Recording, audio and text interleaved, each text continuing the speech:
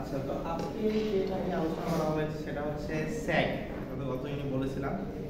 তো স্যাগ কি এটা সম্পর্কে ধারণা আছে? বলেন নাকি হ্যাঁ বলেন না বলেন স্যার? বলেন কি বলছেন? দুই পোলের মাঝখানে তার যে ঝুলন্ত এটা করে হ্যাঁ, যে ডিসটেন্স ডিসটেন্স তাকে স্যাগ বলে। তাহলে স্যাগ কি জিনিস? স্যাগ হচ্ছে আমরা জানি যে দুটো সাপোর্ট বা পোল, এটা যে ওভারহেড ট্রান্সমিশন লাইনের জন্য আমরা দুটো সাপোর্টের মাঝখানে যে তার ঝুলানো থাকে, এটা একটু এরকম ঝুলানো থাকে না? এরকম ঝুলানো কেন থাকে বলেন তো? বেশি যদি টান টান করেন টেনশন তাহলে তো খুঁটিগুলো শক্ত হবে। বেশি টান টান করলেও সমস্যা, বেশি ঝুলায় রাখলেও সমস্যা, তাই না? কারণ আপনি যদি মনে করেন যে বেশি ঝুলায় দেন, মনে করেন একটা হচ্ছে কি বলার নাম দোতলা বাস গেল, আটকে গেল বা ছিঁড়ে যেতে পারে। বা আরেকটা বিষয়, আপনি যদি বেশি ঝুলিয়ে দেন তাহলে কি কন্ডাক্টরের পরিমাণ বেশি লাগছে, কষ্টের পরিমাণ বেড়ে যাচ্ছে। আবার যদি বেশি টান টান করেন, আমরা জানি যদি হচ্ছে ওয়েদার চেঞ্জ হয়, শীতকালে একটু সংকুচিত হয়, তো তার একটা ছিঁড়ে যাওয়ার একটা পসিবিলিটি আছে, তাই না? তার মানে আমাদের বেশি টান টানা করা যাবে না, আবার হচ্ছে বেশি ঝুলাও রাখা যাবে না, ঠিক আছে? তো এই যে ঝুলায় যে রাখি, একটা সাপোর্টের বা একটা পোলের হাইয়েস্ট পয়েন্ট থেকে কন্ডাক্টরের লোয়েস্ট পয়েন্টে যে ডিসটেন্স, এটাকে বলা হয় স্যাগ। তো এটাকে আরেকভাবে বলা যায়, একই জিনিস এটা আরেকভাবে বলা যায় কি, সেটা যে আমরা যদি এভাবে কল্পনা করি যে দুটা ইকুয়াল লেন্থের সাপোর্ট এখানে আছে, তাহলে আমরা যদি একটা ইমাজিনারি লাইন কল্পনা করি দুটা সাপোর্টের মাঝখানে, তাহলে এই লাইন থেকে কন্ডাক্টরের লোয়েস্ট যে পয়েন্ট, যার যে ডিসটেন্স, এটাকেও স্যাগ বলা যাবে কিনা? একই জিনিস না? একই জিনিস। তাহলে স্যাগ কি জিনিস সেটা বোঝা গেল, এবং স্যাগের যথেষ্ট দরকার আছে।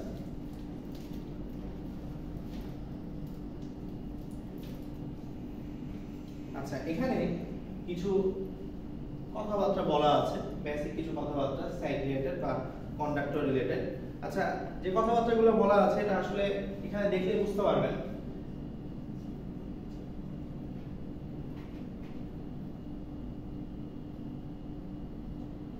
ধরলাম যে দুইটা সাপোর্টের লেন্থ সমান, তাহলে কি আমার কন্ডাক্টরটা মাঝখানে এভাবে ঝুলে থাকবে না? এরকমই তো থাকবে, তাই না? যদি আমার একটা সাপোর্ট ছোট, একটা সাপোর্টের হাইট যদি বড় হয়, এরকম হতে পারে না বিভিন্ন সিচুয়েশনে, যে একটা সাপোর্ট থেকে একটা সাপোর্টের আমার লেন্থটা কম বেশি আছে, তাহলে কি আর যে কন্ডাক্টরটা কি ওই সিচুয়েশন থাকবে না একটু এইরকম হবে? মিডল পয়েন্টটা কি তখন সেন্টারে থাকছে, এদিকে শিফট হয়ে গেছে না? তো এই যে একটা আকারের যে পার্থক্য, এই আকারের পার্থক্যটা কিসের উপর হচ্ছে? সাপোর্টের লেন্থের উপর নির্ভর করছে, যে দুটো সাপোর্ট ইকুয়াল লেন্থে আছে নাকি ইকুয়াল লেন্থে নাই তার উপর নির্ভর করছে। আচ্ছা আচ্ছা, এটা গেল। এবার হচ্ছে আরেকটা যেটা কথা, যেটা হচ্ছে টেনশন সম্পর্কে ধারণা আছে কিনা আপনাদের? টান বল, টান বল, টান বল কি জিনিস? টানের যে একটা আপনি একটা দড়ি বাঁধলেন, ওই দড়িটার মানে কতটুকু টেনশন আছে মানে হ্যাঁ, বা আপনি একটা দড়ি বেঁধে ধরেন যে একটা ইট বা ভারী জাতীয় কিছু বস্তু ঝুলে এনে রেখেছেন। তো এই যে দড়ি ধরে আপনি রেখেছেন, এই দড়ি আর আপনার হাতে যে বলটা, এটাকে আপনি টান বল বলতে পারেন, ঠিক আছে? তার মানে টান বল বা tension is nothing but A force, ঠিক আছে? কিরকম টাইপের ফোর্সগুলো? যেগুলো আসলে কানেক্টিং পয়েন্টে কাজ করে। তো এই যে আমি একটা কন্ডাক্টর ওয়্যার নিয়েছি দুটো সাপোর্টের মাঝখানে, এই কি তারটা কি দুটো সাপোর্টকে এইভাবে টেনে ধরে নেয়? জি। তাহলে এখানে যে বলটা অ্যাপ্লাই করা হয়েছে, এই বলের আমরা নাম কি দিতে পারি? টেনশন, ঠিক আছে? টেনশন মানে চিন্তা ভাবনা বা দুশ্চিন্তার ওই টেনশন না, হ্যাঁ?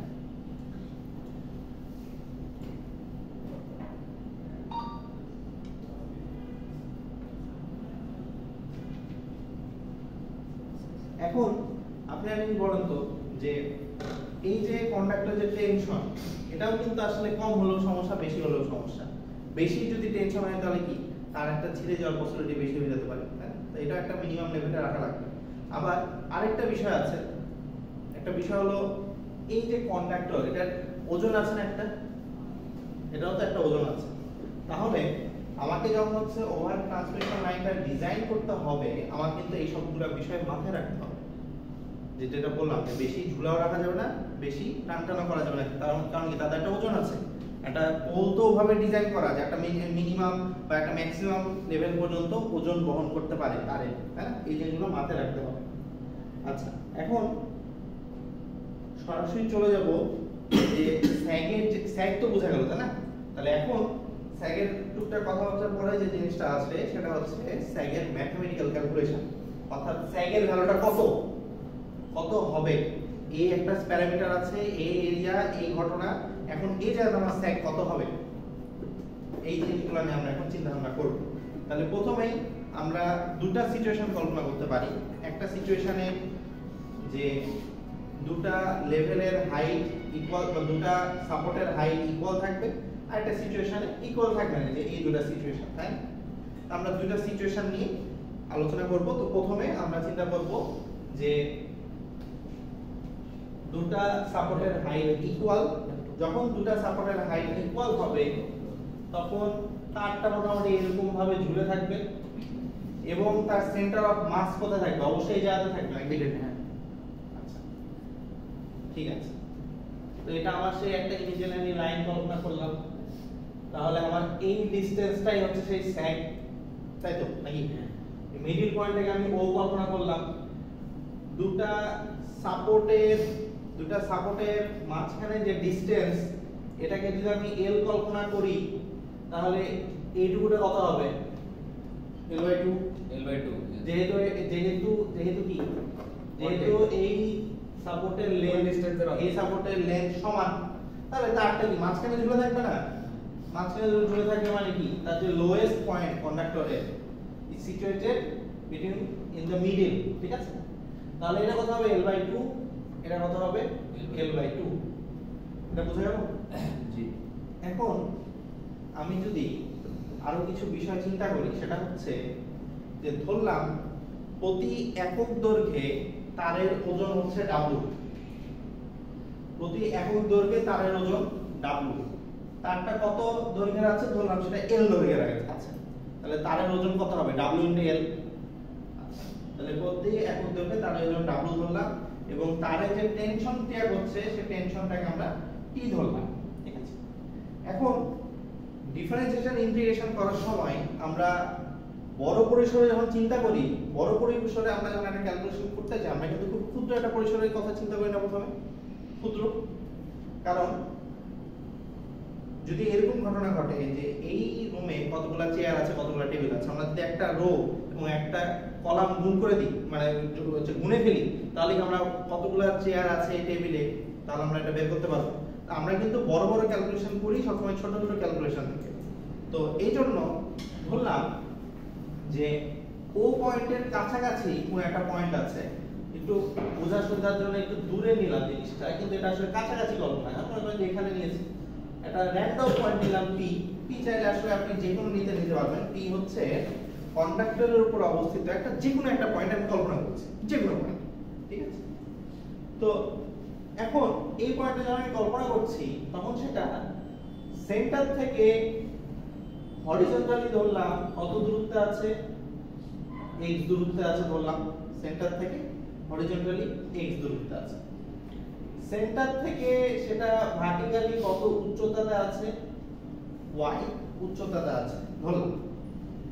আচ্ছা, তো যেহেতু আমার চিন্তা ভাবনা বা আমার হচ্ছে যে জিনিসটা বের করব সেটা কি এই পুরো কন্ডাক্টরের জন্য বের করব না, তো পুরো কন্ডাক্টরের জন্য বের না করে আমি প্রথমে ক্ষুদ্র অংশের জন্য বের করব, পরবর্তীতে আমরা বড় অংশের জন্য বের করব। তাহলে এইটুকু অংশটা যদি আমরা চিন্তা করি, প্রথমে এইটুকু অংশে এখন আমরা যে উচ্চতা মানে কি, এই যে y, এটা বের করব। এবং পরবর্তীতে ওখান থেকে স্যাগ বের করব। আচ্ছা, এখন যেহেতু আমার প্রতি একক দৈর্ঘ্যে তারের ওজন হচ্ছে W, তাহলে এইটুকুটার লেন্থ কত হচ্ছে x, তাহলে এইটুকু অংশে তারের ওজন কত হচ্ছে, একক দৈর্ঘ্যে তারের ওজন W, তাহলে x দৈর্ঘ্যে তারের ওজন কত হচ্ছে W into x।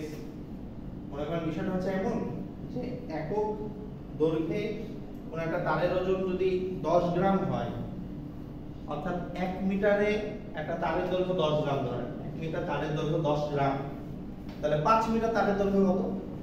ওইটা গুণ হবে। গুণ হবে। তো W আমরা ওটাই ধরেছি একক দৈর্ঘ্যে, সেটা হতে পারে 1 মিটারে, হতে পারে 1 কিলোমিটারে। তো একক দৈর্ঘ্য ধরলাম 1 মিটারে।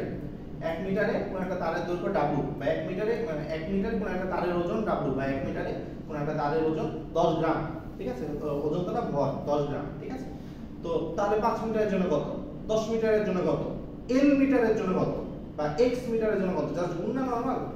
তাহলে যেহেতু একক দৈর্ঘ্যে W এর ওজনটা W মানে হচ্ছে তারের ওজনটা W ধরা হয়েছে, আর এইটুকুটা লেন্থ সেটা কত হচ্ছে x, সেক্ষেত্রে আমরা কি পাচ্ছি, এইটুকু অংশের যে ওজন সেটা কত পাবো, W into x পাবো না? বুঝা গেল? আর আমরা জানি কি ওজন সব সময় সেন্টারে ক্রিয়া করে, তাহলে W into x, বুঝা গেল? তাহলে এইটুকুটা ডিসটেন্স কত হচ্ছে x/2, এইটুকুটা ডিসটেন্স কত হচ্ছে, এটাও x/2, কারণ আমরা পুরাটাকে x ধরেছিলাম। 0 থেকে p পর্যন্ত যে ডিসটেন্স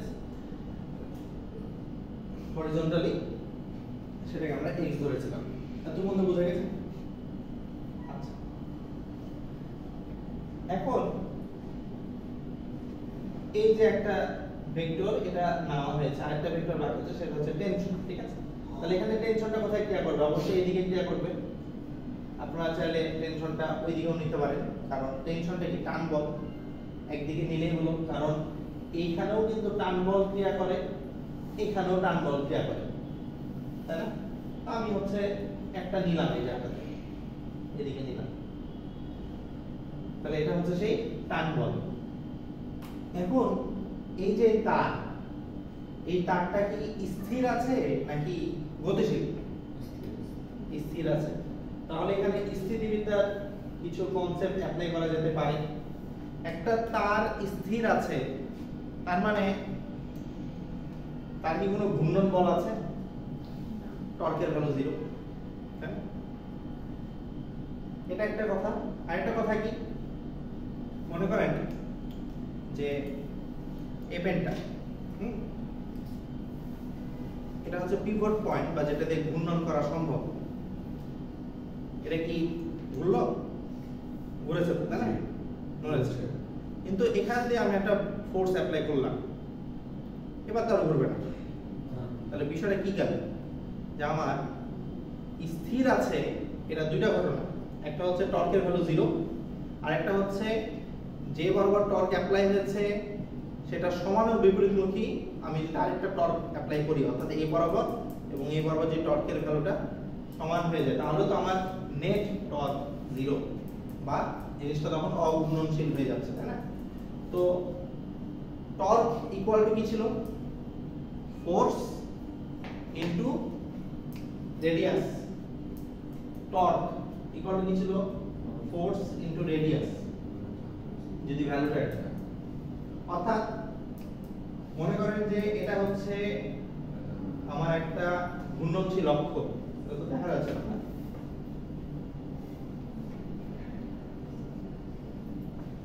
এটা ধরলাম একটা ঘূর্ণনশীল অক্ষ। এখানে আমি একটা ফোর্স অ্যাপ্লাই করলাম, তাহলে কি সেটা এইভাবে ঘুরবে না?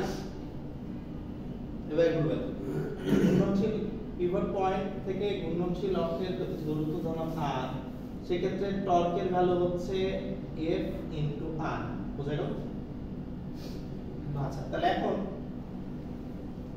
P পয়েন্ট থেকে যদি কল্পনা করেন যে P পয়েন্ট, এটা হচ্ছে y ডিসটেন্স, এদিকে টেনশন বল ক্রিয়া করছে, তাহলে টর্কের ভ্যালু কত হচ্ছে, T into y, এটা কি বুঝছেন?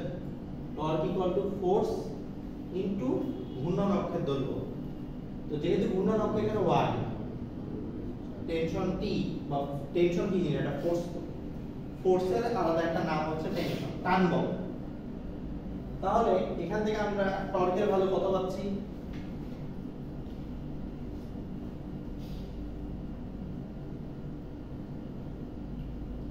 তাহলে এখান থেকে টর্কের ভ্যালু আসছে T into y।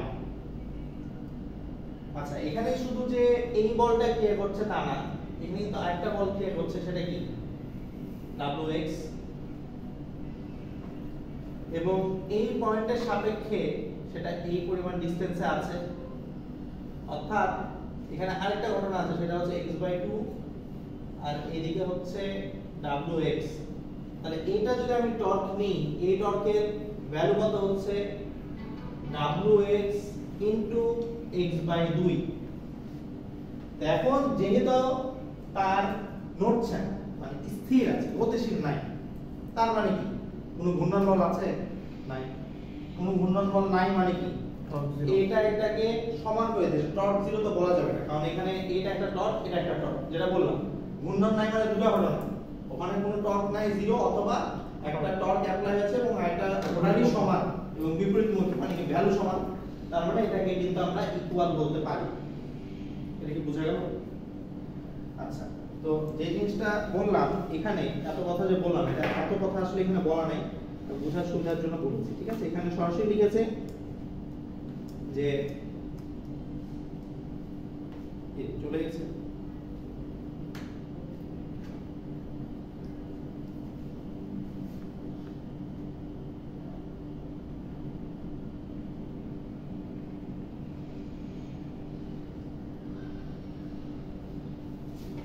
আচ্ছা দেখেন এখানে সরাসরি কিন্তু py wx x/2 লিখেছে। এটা কিভাবে আসলে, এটা কিন্তু ওভাবে আলোচনা করা নাই, এই জিনিসটা একটু বোঝা লাগবে।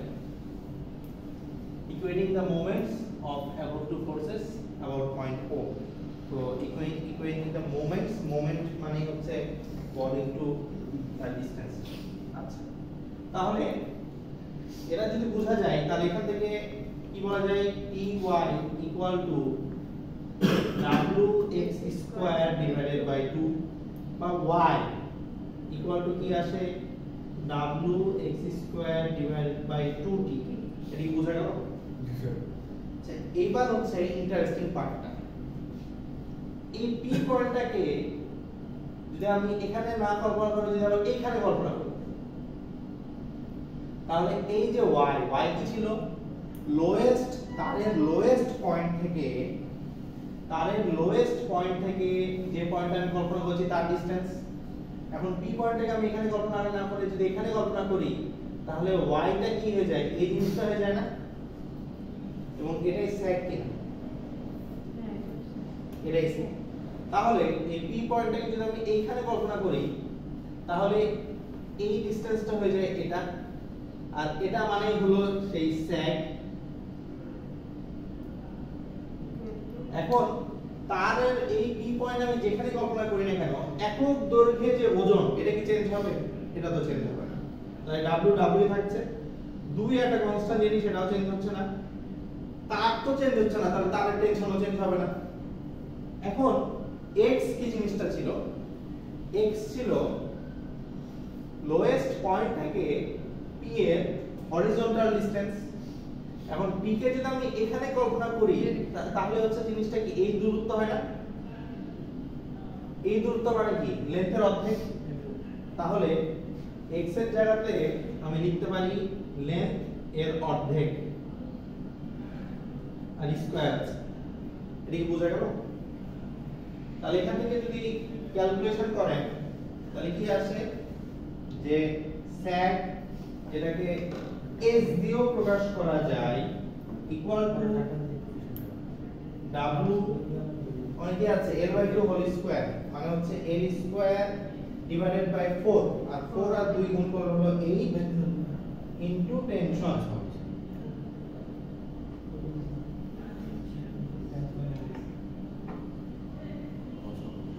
এটা দেখেন বুঝলেন কিনা? ওই 4টা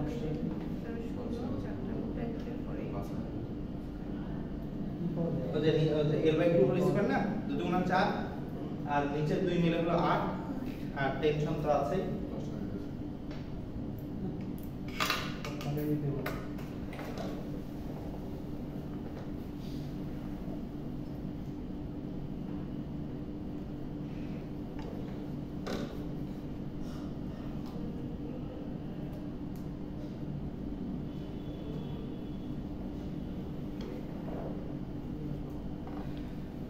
ঠিক আছে স্যার ওখানে তো x/2 তো আইডিটা আছে আমরা তো এখানে বসে না x/2 L/2 কোথায় ওই যে y সমান যেখানে যেতে লেখেন w/2 প্রথমে এখানে হ্যাঁ এখানে প্রথমে আমাদের সূত্রে একটা x/2 আছে হ্যাঁ। এই অনুসারে হ্যাঁ। আমরা উপরে আবার L/2 অনুসারে আবার 2 লিখব L/2 অনুসারে কেন লিখবো যেটা হচ্ছে যত ছোট বড় আমাদের মেইন টার্গেট আসলে স্যাগ বের করা তো স্যাগ যখন আপনি বের করছেন তখন তো আমাকে এই পয়েন্ট থেকে এই পয়েন্টের ডিসটেন্স বের করা লাগবে আমি তারের উপরে অবস্থিত যে কোনো একটা পয়েন্ট ধরেছি P সেই P থেকে লোয়েস্ট পয়েন্টের এই ডিসটেন্সটা হচ্ছে y এটা আমি বের করেছি এই যে y কোঅর্ডিনেট বের করেছি এখন আমার কিন্তু এই ডিসটেন্সটা বের করা মেইন টার্গেট না আমার কিন্তু এই ডিসটেন্সটা বের করা মেইন টার্গেট তাহলে এই P পয়েন্টকে যদি আমি এখানে কল্পনা না করে এইখানে অথবা এইখানে কল্পনা করি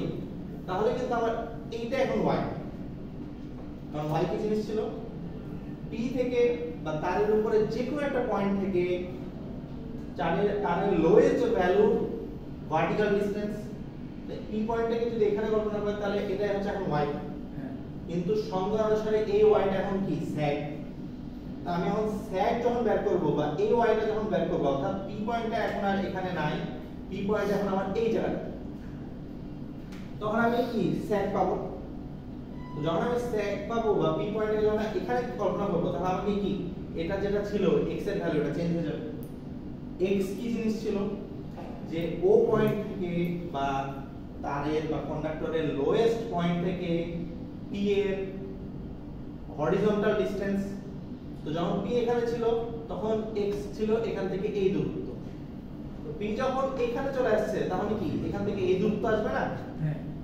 এই যে দূরত্ব এটা কি L/2 না সারা দেশেটাই বলছি হ্যাঁ আমাদের তো এই যে আপনি যে পরে সূত্র বসাইলেন হুম কি আবার L/2 দিলেন L/2 দিয়েছে যে x এর ভ্যালু বসাচ্ছি কারণ y এখন হচ্ছে P বিন্দুতে যখন আমি ওখানে চিন্তা করেছি বুঝতে পেরেছেন P বিন্দুটা শুধু ভ্যালু বসাই দিয়েছেন ভ্যালু বসাইছি P বিন্দুটা এখানে না এখন এখানে তাহলে এই y টা এখন স্যাগ এবং যখন P বিন্দুটা এখানে তখন এখান থেকে এই ডিসটেন্সটা কত L/2 এটাই তো x ছিল তাই x এর জায়গাতে L/2 বসানো হয়েছে আর 2 বা t বা w এটা তো কনস্ট্যান্ট এই সিচুয়েশনের জন্য একটা নির্দিষ্ট তারের প্রতি একক দৈর্ঘ্য ওজন সবসময় কনস্ট্যান্ট থাকে আর তার যেহেতু চেঞ্জ করছি না সাপোর্ট যেহেতু চেঞ্জ করছি না তার মানে টেনশনের কোনো চেঞ্জ হচ্ছে না টেনশন একই জিনিস আর দুই তো কনস্ট্যান্ট জিনিস তার মানে এই w2 এবং t এটা একই থাকবে যেহেতু এই p বিন্দু আমি এখন মুভ করে ফেলেছি তাহলে y এর ভ্যালু চেঞ্জ হবে x এর ভ্যালু চেঞ্জ হবে তো p বিন্দু যদি আমি টপে চিন্তা করি এইদিকে বা ওইদিকে তাহলে কিন্তু যে y টা পাবো যে ভার্টিক্যাল ডিসটেন্সটা পাবো ওটাই স্যাগ তাহলে লোয়েস্ট পয়েন্ট থেকে ওই p বিন্দুর ডিসটেন্স কত পুরো লেন্থ বাই 2 তাই এই যে এটা আসে বুঝা গেল বিষয়টা আচ্ছা আর আমরা যদি সরাসরি অর্ধেক না করে x/2 না করে পুরোটাই করতে হবে আমরা কিন্তু সবসময় আমি প্রথমে বললাম আমরা কিন্তু সবসময় আসলে ছোট জিনিসটাই ক্যালকুলেশন করতে হবে বুঝছেন তো পরে জিনিসটাকে বড় করে আপনি যদি ডিফারেন্সিয়েশন ইন্টিগ্রেশনের দিকেও কল্পনা করেন আমরা কিন্তু সবসময় ছোট জিনিসের ক্যালকুলেশন করি একবারে ছোট জিনিসের কারণ কি বড় পরিসরের জিনিস ক্যালকুলেশন করা কঠিন আছে এখন জিনিসটা আসলে এভাবে যদি আপনি কল্পনা করেন যে একটা 10 কিলোমিটারের এরিয়াতে কতগুলো বাড়ি আছে আপনাকে যদি বলা হয় যে বাড়িগুলো ইউনিফর্ম ভাবে সাজানো এখানে এখানে 50টা করে রো এখানে এখানে হচ্ছে আপনার যদি বলা হয় 70টা করে হচ্ছে কলাম আপনি কিন্তু ওভাবে ক্যালকুলেশন করতে পারবেন ওখানে তাই না ছোট অংশ যদি হিসাব করেন তাহলে ক্যালকুলেশন করতে পারবেন না কতগুলো বাসা আছে তো সব জিনিস সবসময় কিন্তু আমরা আসলে ছোট অংশের জন্য ক্যালকুলেশন করি হিসাবে সুবিধা করার জন্য আর অনেক সময় বড় জিনিস কল্পনা করলে হিসাব করতে অসুবিধা হয়। এই জন্য আমরা ছোট অংশে হিসাব করি সবসময়, এটাই কারণ, অন্য কোনো কারণ নেই।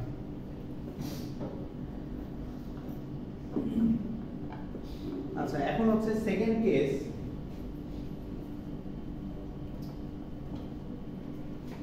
আচ্ছা, এই জিনিসটা, হ্যাঁ, এই যে ওই যে y ইকুয়াল টু এই জিনিসটা, এটা একটু মাথায় রাখি, এটা লাগবে y ইকুয়াল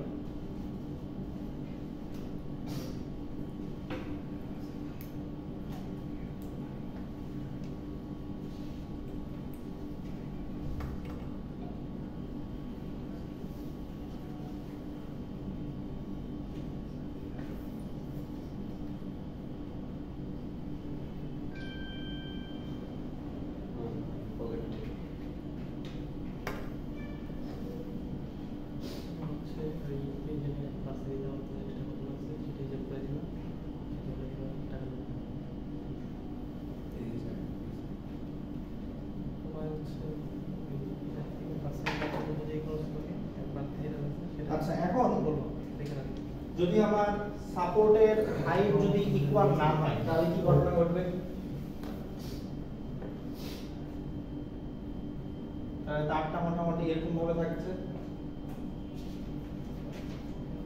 এটা কি সাপোর্টের লেভেলটা একই রকম না। তাহলে এই এই সাপোর্টের জন্য স্যাগের ভ্যালু কত আমরা জানি। স্যাগের যে সংজ্ঞা, সে সংজ্ঞাটা কি ছিল, যে সাপোর্টের হাইয়েস্ট পয়েন্ট টু কন্ডাক্টরের লোয়েস্ট পয়েন্টের যে ডিসটেন্স, এটা কি স্যাগ। তাহলে এই লেভেল, এই সাপোর্টের জন্য স্যাগ হচ্ছে এইটুকুটা। এই এই যদি হচ্ছে এইদিকে আপনি কল্পনা জিনিসটা যদি দেখেন তাহলে কি হচ্ছে, তাহলে এইখানে স্যাগ কিন্তু এটা, তাহলে এখানে কি দুই রকম স্যাগ পাচ্ছি না? জি স্যার, সেকেন্ড ডিসটেন্স। তাহলে এখানে হচ্ছে স্যাগ, এটা S2 দিয়ে প্রকাশ করলাম, এটা S1 দিয়ে প্রকাশ করলাম, ঠিক আছে। এখানে কিন্তু স্যাগ দুই সাপোর্টের জন্য আলাদা। এখানে আরেকটা জিনিস আপনি হচ্ছে কল্পনা করতে পারেন, সেটা কি, যে এখান থেকে আমি যদি একটা কাল্পনিক রেখা টানি তাহলে যে জিনিসটা পাচ্ছি এটাকে আমি বলতে পারি না দুইটা সাপোর্টের মধ্যবর্তী হচ্ছে লেভেলের গ্যাপ। অর্থাৎ প্রথম সাপোর্ট থেকে সেকেন্ড সাপোর্টের উচ্চতা h পরিমাণ বেশি, এটা বলা যায়। এটা কিছু বেসিক কথাবার্তা লিখে নিচ্ছি। আচ্ছা, তাহলে আগের মতো কিছু কিছু জিনিস সেট থাকবে। ধরলাম প্রতি একক দৈর্ঘ্যে তারের ওজন, কন্ডাক্টরের ওজন W এবং তারের টেনশন হচ্ছে T। এখন আমার এটা মোটামুটি হচ্ছে লোয়েস্ট পয়েন্ট, যেটা হচ্ছে O দিয়ে আমি ডিফাইন করি। এখন আপনি বলেন তো, এই যে লোয়েস্ট পয়েন্ট, এটা কি হচ্ছে মাঝে অবস্থিত? না, নিশ্চয়ই না। এটা একটু ছোট, যেটা হচ্ছে পোল বা সাপোর্ট, তার দিকে একটু ঝুঁকে আছে না, মানে এই মাঝে তো নাই, ওইদিকে না, একটু বাম দিকে। বাম দিকে মানে কি, ছোট যে সাপোর্ট তার দিকে আছে, তার কাছাকাছি আছে। আচ্ছা, এখন তাহলে আমার এখান থেকে এই ডিসটেন্সটা কত হবে? যদি আমি এটা x1 কল্পনা করি তাহলে এই ডিসটেন্সটা কত হচ্ছে? x2 ধরলাম। তাহলে আমার কি এই জিনিসগুলো বের করা লাগবে। আগে যেমন হচ্ছে দুটা সাপোর্টের মধ্যবর্তী দূরত্ব যদি l হয়, এখানে ছিল x/2, ওখানে ছিল মানে l/2, ওখানে ছিল l/2। এবার তো সেটা করতে পারছি না। তাহলে এইজন্য এখানে l/2 না ধরে এটাকে x1 এটাকে x2 ধরা হয়েছে, ঠিক আছে। তাহলে আমি এখানে কি বলতে পারছি, যে x1 x2 মানে কিন্তু l, জি, ঠিক আছে। আচ্ছা, এখন যেহেতু আগে p পয়েন্ট ধরে বা এটা ওটা ধরে স্যাগ বের করেছিলাম না, স্যাগ কি জিনিস ছিল? স্যাগ তো পরে বের করেছি, মেইন কোন ইকুয়েশন থেকে আমি স্যাগ বের করেছি? y wh²/2t থেকে মেইনলি আমি স্যাগ বের করেছি না। আচ্ছা, তো অনুরূপভাবে এখানেও আমি যদি একটা লোয়েস্ট পয়েন্ট এখানে p কল্পনা করি বা এখানে p কল্পনা করি, এইটুকু অংশের যদি আমি নিই বা এইটুকু অংশের যদি আমি নিই, তাহলে এখান থেকেও কিন্তু আমি y wx²/2t পাবো। একই তো ঘটনা, কারণ ওই জিনিসটা কি ছিল, খুবই ক্ষুদ্র অঞ্চলের জন্য ক্যালকুলেশন ছিল না। তো খুবই ক্ষুদ্র অঞ্চল, মনে করেন এখান থেকে এই যে এইটুকু অঞ্চলে যদি তারের ক্যালকুলেশন করেন বা এখান থেকে এইটুকু অঞ্চলে যদি তারের ক্যালকুলেশন করেন, এই যে ক্ষুদ্র অঞ্চলের যে ক্যালকুলেশন এটা কি একই থাকবে না চেঞ্জ হবে? একই থাকবে। এটার জন্য আমরা দেখেন যে একবার ক্যালকুলেশন করেছি ওটাই কিন্তু আমরা বারবার ব্যবহার করতে পারবো, কারণ কি আমরা ক্ষুদ্র অঞ্চল নিয়ে জিনিসটা ক্যালকুলেশন করেছি, বুঝছেন? এজন্য আমরা সবসময় ক্যালকুলেশন ক্ষুদ্র অঞ্চল নিয়ে করি। আচ্ছা, এখন খেয়াল করেন যে আমি যদি এখন এই যে এই ক্ষুদ্র অঞ্চল মনে করেন আমি এখানে বের করছি, সেটা হচ্ছে y, তো আমার তো এইটুকু দূরত্ব লাগবে না, এইটুকু দূরত্ব লাগবে, পুরোটা লাগবে। এখন আমার এই র্যান্ডম পয়েন্ট কি এখানে না ধরে যদি আমি এখানে ধরি, তাহলে y এর ভ্যালু নিশ্চয়ই এইটুকু না হয় এখন এটা হবে। তাহলে এটাই কি এই পোলের জন্য বা এই সাপোর্টের জন্য সেক কিনা? তাহলে এটা যদি S1 হয় তাহলে S1 কত হবে? তখন এই y টা হয়ে গেছে এত বড়, w এবং ডিভাইডেড বাই 2t, এটা তো কনস্ট্যান্ট সব সময়। তাহলে w নিলাম, নিচে 2t নিলাম, হ্যাঁ। এখন যখন p পয়েন্টটা এখান থেকে এখানে নিয়ে আসছি, তাহলে তার লোয়েস্ট পয়েন্ট থেকে তার হরিজন্টাল ডিসটেন্স কত? x1 না? তাহলে আমি এখানে x এর জায়গাতে যদি আমি x1 বসাই দিই, তাহলে কি আমি এই সেটটা পাবো? বিষয়টা কি বোঝা গেল যে কেন আমরা ক্ষুদ্র অঞ্চল নিয়ে ক্যালকুলেশন স্কয়ার কেন বসালাম? স্কয়ার তো সূত্র থেকে যে আচ্ছা, সূত্র থেকে বসালাম। সূত্র থেকে আপনি বলেন যে স্কয়ার কিভাবে আসলো, তাহলে আবার ওই যে প্রসিডিউরে আমি গেছিলাম ওই প্রসিডিউর থেকে যাওয়া লাগবে, ঠিক আছে? আপনি একবার আমি একটু দেখাই দিতে পারি এটা কিভাবে এসেছে। এই যে তখন তো দ্বিগুণ ছিল, এই যে এই দ্বিগুণ ছিল, হ্যাঁ দুইটা ছিল, হ্যাঁ এর জন্য কিন্তু x হ্যাঁ। তো এখানেও কিন্তু যদি আপনি বলেন কিভাবে আছে ওভাবেই আসবে, আমি একই জিনিস আবার লেখা লাগবে। একই জিনিস যেহেতু লেখা লাগছে না, কারণ কি আমরা ক্ষুদ্র অঞ্চল নিয়ে ক্যালকুলেশন করে ফেলেছি। মনে করেন আপনি হচ্ছে হিসাব করে বের করলেন যে 1 বর্গ কিলোমিটারে 10টা বাড়ি আছে, তাহলে আপনাকে যদি বলা হয় এরকম ভাবে আরো 10টা বর্গ মিটার কতটা বাড়ি আছে, জাস্ট নরমাল গুণ করে দিতে পারেন না? আমরা কিন্তু এই জন্য হিসাবে শুরু করি না, সব সময় ক্ষুদ্র ক্ষুদ্র অঞ্চলে হিসাব করি। তো যেহেতু আমার একটা ক্ষুদ্র অঞ্চল হিসাব করা হয়ে গেছে আর এখানেও ক্ষুদ্র অঞ্চল একই, আলাদা কিছু না, তাহলে আমি কিন্তু ওই জিনিসটা এখানে ব্যবহার করতে পারবো। আচ্ছা, আবার এখন p পয়েন্টটা আমি এখানে না কল্পনা করে যদি আমি এইখানে কল্পনা করি, তাহলে তার যে y সেটা কি এখন s2 না? তাহলে s2 ইকুয়াল টু আমার কিন্তু w একই থাকছে, 2 একই থাকছে, t ও একই থাকছে, কারণ আমি কন্ডাক্টর চেঞ্জ করিনি। তাহলে এখানে যদি p এখান থেকে এখন এখানে চলে আসে, তাহলে তার লোয়েস্ট পয়েন্ট থেকে তার হরিজন্টালি কত ডিসটেন্স? x2। তাহলে এখন x এর জায়গাতে যদি আমি x2 বসাই দিই, স্কয়ার তো ছিলই আগে থেকে, তাহলে আমার কিন্তু সেক2 চলে আসে, যে বড় লেভেলে সেক চলে আসে। কোন ক্যালকুলেশন লেগেছে? কিছুই লাগে, মানে কি আমার যদি আগেরটা মনে থাকে আমার কিন্তু এটা মনে থাকে, জিনিসটা পুরোপুরি একই। এত বলতে কি বোঝা গেল? আচ্ছা,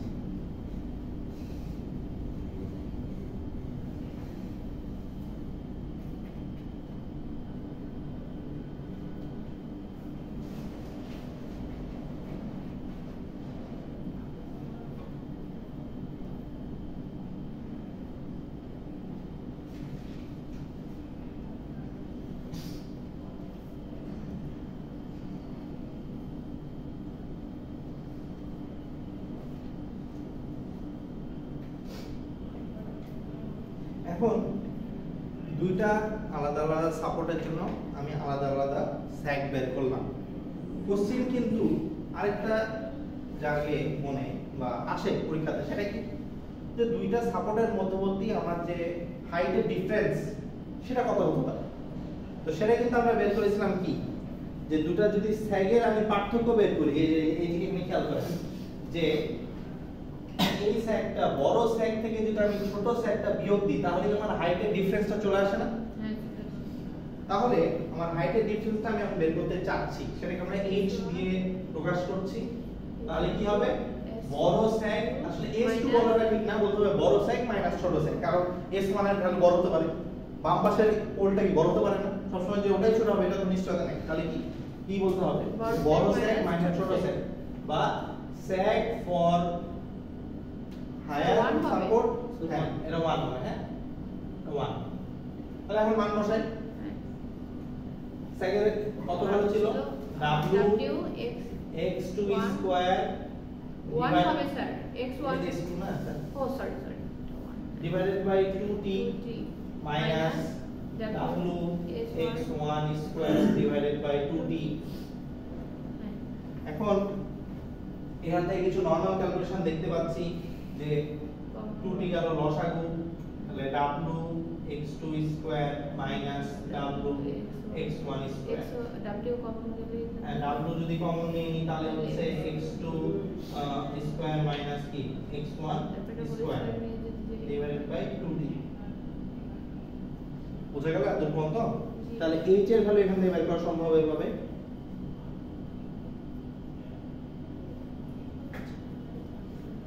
এখন এখানে আরেকটু যদি আমি একটু জিনিসটা সিম্পলিফাই করি তাহলে কি আসে, তাহলে h ইকুয়াল টু এটা কি a square minus b square এর ফর্মুলাতে ফেলানো যায়। তাহলে a square minus b square এর ফর্মুলাটা কি ছিল? a plus b a plus b into a minus b divided by 2t। এখন ওইটা x1 plus x2 কি জিনিস ছিল? চিত্রতে দিলে লেন্থের মান যেটা লেন্থের মান ছিল। আমরা যদি চিত্রতে আবার একটু ফেরত আসি যে x1 আর x2 যোগ করে পেয়েছিলাম কি পুরো লেন্থের মান। লেন্থ বলতে কি বোঝায়? লেন্থ বলতে বোঝায় দুটো সাপোর্টের মধ্যবর্তী ডিসটেন্স। ডিসটেন্সটা তাহলে এখানে wl x2 x1 তাহলে এখান থেকে কি পাচ্ছি যে h equal to w w l x2 x1 হ্যাঁ x2 x1 divided by 2t। তাহলে এখান থেকে যদি আমি x2 x1 নিই তাহলে কত হচ্ছে? আচ্ছা এখান থেকে কিন্তু আপনি h ও বের করতে পারবেন। আমি আরেকটা জিনিস বের করতে যাচ্ছি, এই জন্য আমি x2 x1 নিলাম। তাহলে এখানে কত হচ্ছে? 2t into h divided by w l। বুঝা গেল তো মতো? আচ্ছা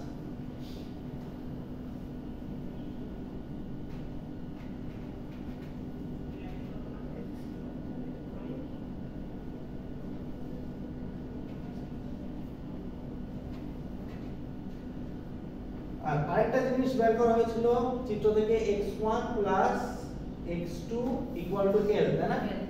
এখন আমি চাচ্ছি যে x1 x2 একটা ইকুয়েশন, x2 x1 আরেকটা ইকুয়েশন। এখানে যদি আমি অপনয়ন পদ্ধতি অ্যাপ্লাই করি, সাবট্রাকশন পদ্ধতি দ্বারা আমি x1 আর x2 আলাদা আলাদা ভ্যালু বের করতে পারবো।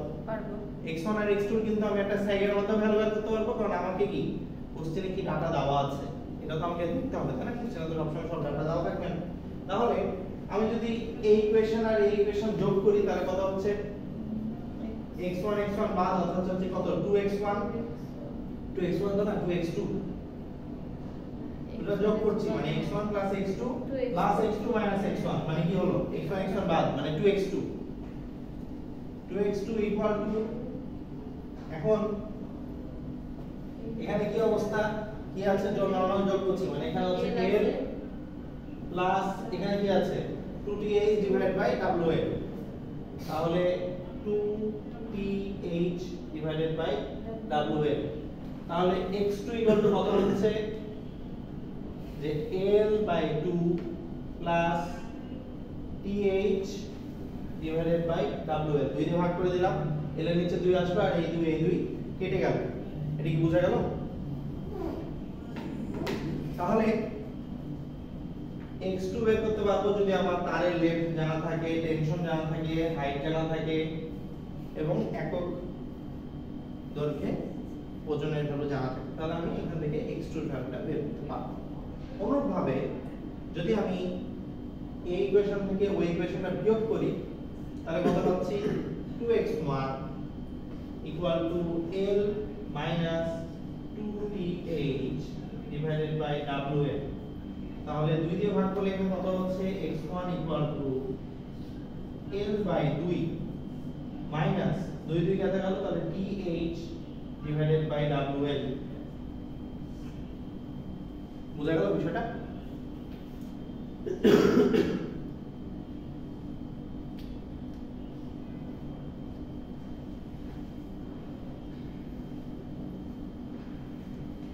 দেখেন ওই উপরে যে টুটা ছিল ওটা কোথায় চলে গেল? এটা 2 দিয়ে ভাগ করেছি না, হ্যাঁ 2 দিয়ে ভাগ করেছি মানে কি এর নিচে একটা 2 আসবে, 2 আসছে। এখানে একটা 2 আসবে, 2 কাটা।